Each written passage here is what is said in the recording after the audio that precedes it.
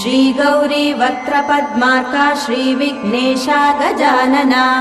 उत्तिष्ठ सुरसम्पूज्या त्रैलोक्यं पालनं कुरु श्रीगौरी वक्त्रपद्मार्का श्रीविघ्नेशा गजानना उत्तिष्ठ सुरसम्पूज्या त्रैलोक्यं पालनं कुरु उत्तिष्ठोत्तिष्ठ हेरम्बा उत्तिष्ठ गणनायका उत्तिष्ठ करुणापूर्णा भक्तानां भाग्यदायका उत्तिष्ठोत्तिष्ठ हेरम्बा उत्तिष्ठ गणनायका उत्तिष्ठ करुणापूर्णा भक्तानां भाग्यदायका श्रीयाकुवाहन शिवात्मज दिव्यगात्रा श्रीभिन्नदन्तधनुजान्तक सूक्ष्मनेत्रा